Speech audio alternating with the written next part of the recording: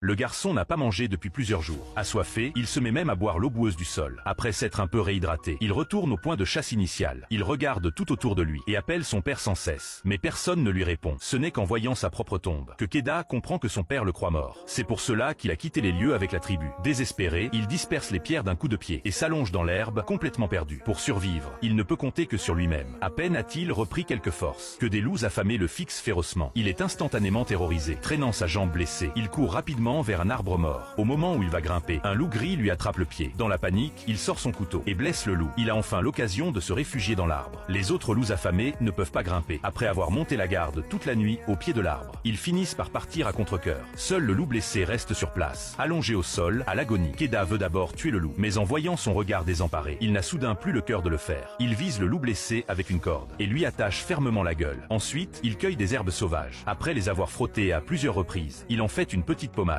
Puis il l'applique sur la blessure du loup pour le soigner. Une fois tout terminé, le garçon porte le loup dans une grotte. Cette nuit-là, la température chute brutalement. Il ne peut que frotter sans cesse des planches de bois pour essayer de faire du feu. Mais après plusieurs tentatives, il finit par abandonner. Il passe la nuit dans le froid glacial. Lorsque la lumière du soleil caresse son visage, le garçon ouvre lentement les yeux. Il découvre que le loup le fixe férocement, mais il n'y prête pas attention. Il verse simplement de l'eau dans une coupe de pierre, puis prend son courage à deux mains pour la lui tendre. Sentant peut-être la bienveillance du garçon, le loup n'a aucune méfiance. Il accepte ce geste et se met à boire à grande gorgée. Dans les jours qui suivent, le garçon ne peut pas chasser à cause de ses blessures. Chaque jour, il ne peut manger que de petits insectes qui bougent pour reprendre des forces. Bien que la vie soit encore supportable pour le moment, cela ne peut pas durer ainsi. Pour mieux guérir de ses blessures, Keda décide enfin de partir chasser. À peine a-t-il franchi le seuil qu'il a la chance de croiser un lièvre sauvage. Il saisit l'occasion, soulève une pierre et tue le lièvre d'un coup. De retour dans la grotte, il commence immédiatement à préparer le lièvre pour faire du feu et cuisiner. Mais le loup, affamé au point d'avoir le ventre creux, ne peut plus attendre. Il bondit sur Keda pour lui arracher le lièvre,